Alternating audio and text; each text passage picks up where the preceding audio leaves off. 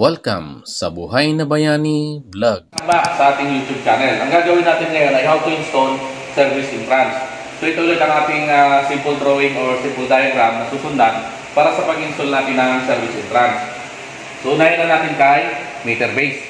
No? So ang meter base pagkakabit, siyempre mayroon tayong sinusunod na standard height. So ito siya, no? 5 to 6 feet or 1.5 to 2.1 meters yung standard natin.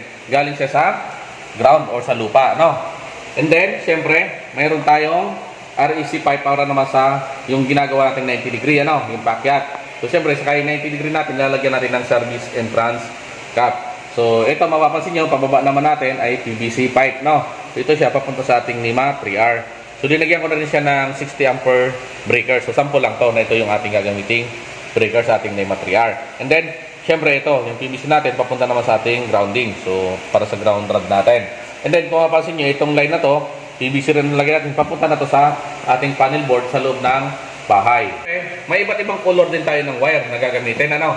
So, siyempre, yung line 1 natin, ito, red. So, pababa, ayan. And then, yung line 2 natin is blue, ayan. And then, yung ground natin is color green. At, mayroon din tayong, siyempre, sinusunod na heights ng sa ating service entrance, no? So dito sa pinakang service entrance cap natin. So ito siya, no? So 3.10 meters para siya sa mga bangkita at lugar na daanan lamang ng tao. Okay? And then 3.70 meters para naman siya sa driveway na pang residential at commercial na lugar na hindi daanan ng truck. Yung 5.40 meters, so pang publikong kalsada, lugar na daanan ng truck at non-residential driveway. So, ayan ang heights niya naman. So, kapag 7.35 meters naman, ito naman yung sa tabi ng mga national highway. So, ayan yung ating standard para sa ating service entrance. So, ano yung material? So, ito naman yung mga materials na gagamitin natin. Ano? So, mayroon tayong 1-piece service entrance, cap, report ang size. Mayroon tayong 1-piece REC pipe, report din ang size. And then, 1-piece ng meter base. So, itong meter base, 314 ang gagamitin natin, ano? Kasi 3/4 yung mga gamit nating pipe, ano? And then cap. So, 1 piece ng NEMA 3R, and then 1 piece ng PVC pipe, orange, 3/4 din. And then, 4 pieces ng PVC orange, male adapter, 3/4 din ng size. And then, 5 pieces ng elbow orange, 3/4 din. Then, 5 pieces ng strap clamp, metal, 3/4 din. And then, ito, sample lang to na 8mm ng wire ang gagamitin natin. Papakita ko sa inyo yung actual nitong ating mga materials. So, ikakabit muna natin siya ng nakalapag para makita natin yung pinakang actual natin na gagawin bago natin ilagay sa poste na paglalagyan natin. Okay? So, proceed tayo doon. So, ito yung sinasabi ko kanina na mga materials na gagamitin natin, yung actual natin. So, ito, si meter base. Okay? So, 3/4 yung size. No? Ito siya. Ayan. Okay? And then, yung REC pipe natin, ano? Na gagamitin. So, ito siya, nakabend na siya. Ayan. Naka-ready na. Tapos, yung ating yung service entrance cap natin. So, para dito nga sa 90 degree natin. Ano? And then, yung strap clamp natin. So, ito yung 4. Tapos, syempre, yung male adapter natin. Ito isa. Ayan. 2, 3, 4. And then, yung 5 natin na elbow. So, ito siya isa. 2, 3, 4, 5. So, yung mga pangdugtong natin na gagamitin, so ito, na-ready na natin. So, ito siya. No, naka-prepare na. And then, yung grounding natin na PVC rin. Ayan, para sa grounding natin. So, ayan siya. So, ready na rin natin. Ano? So, ito siya. And then, yung sa NEMA natin, ito, NEMA 3R natin, ito siya. So, sabi ko nga, assuming na 60 amperes yung ilalagay natin na breaker.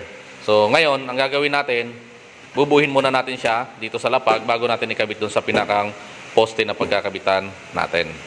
Okay? So, ito. So, asimbulin na natin, ano? Umpisa tayo dito kay meter base natin. Ikakabit natin ating REC pipe, no? Itong conduit pipe natin, REC.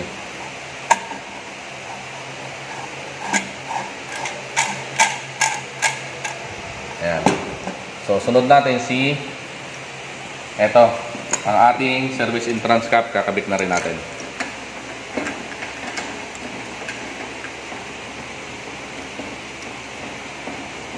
Ayan.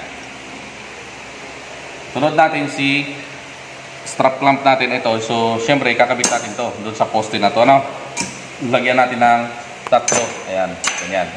Next natin, so ito siya, yung sa ating papuntang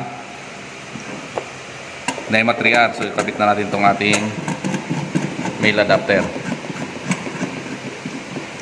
Ayan, so prepare na rin nga natin. Sabi ko, yung mga pandugtong natin, ito siya, kabit na natin. Ayan.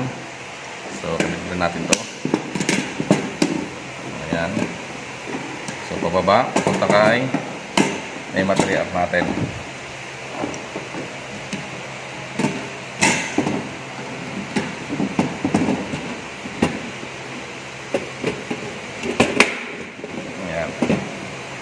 So, ito naman yung papasok sa ating panel board. Okay? So, papunta na to sa loob ng bahay. Ito. Ayan. So, syempre yung pinakang ground natin, ito siya, yung DC card niya. So, ito yung NEMA 3R natin. Sabi ko nga, yung NEMA 3R natin, at sample na natin na 60 amperes yung nilagyan natin ng breaker. Okay? So, ayan. So, ito yung kabuuhan niya. So, simula sa baba. Ayan, simula sa ground. Papunta dito kay NEMA 3R. Ayan, kay meter base hanggang dun kay service entrance natin. So, ito siya. Okay? So, yan ang kabuuan. So, ulitin lang natin So, simula tayo dito. Ayan, kay service entrance cap natin. So, pababa tayo So, ayan siya. Papunta kay meter base natin. Then, papunta sa ating NEMA 3R. So, ito siya. Okay, so yung NEMA 3R natin. Then hanggang sa ground. So ayan, papunta sa ground natin. So susunod natin, so ikakabit na natin siya sa ating poste So ayan siya, yung kabuuan ng ginawa natin. Ayan. Maraming salamat sa panonood ng Buhay na Bayani Vlog. Lahat tayo ay pwedeng maging bayani.